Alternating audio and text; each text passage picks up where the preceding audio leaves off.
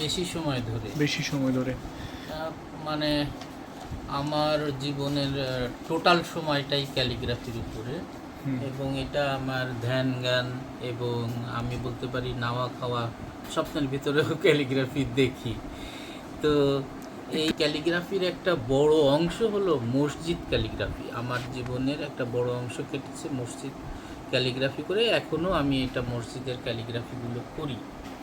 এর ভিতরে পাথর খোদাই করে পাথর কেটে, মানে যেটাকে আমরা বলি রিলিফ কাজ, এই ধরনের কাজ, সিগনেচার কাজ আছে। বনানী গুরুস্থানের পাশে যে বিশাল একটা মসজিদ আছে, ওটা হলো গুলশান সোসাইটি জামে মসজিদ। এই মসজিদের মেহরাবে এই ক্যালিগ্রাফিটা আমার হাতের করা।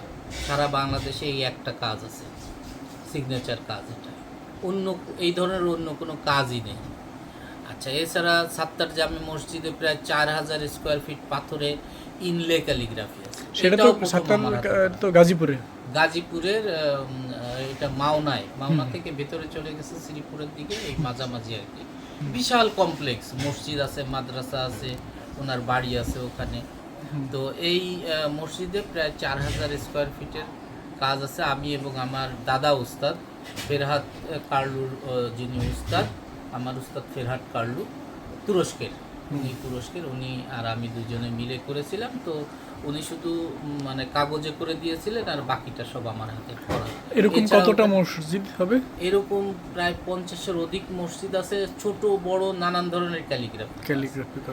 কোথায় হয়তো প্রায় 100 বর্গ ফিট, কোথাও 2-3 হাজার স্কোয়ার বর্গ ফিট, কোথাও 4000 স্কোয়ার। তো এই আপনার এখন মানে পুরো জীবনটা আপনার ক্যালিগ্রাফি নিয়েই গেছে? ক্যালিগ্রাফি নিয়েই আর কি।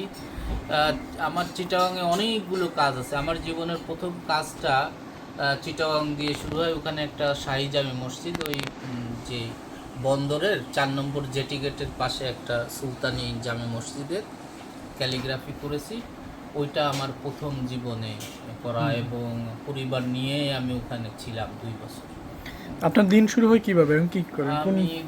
এখন তো আমি অসুস্থ, হতে হবে, সেটা নিয়ে পড়াশোনা আছে, লেখালেখি আছে। এছাড়া অন্য কাজও আছে, ক্যালিগ্রাফিটা কোন সময় এখন চর্চা করেন?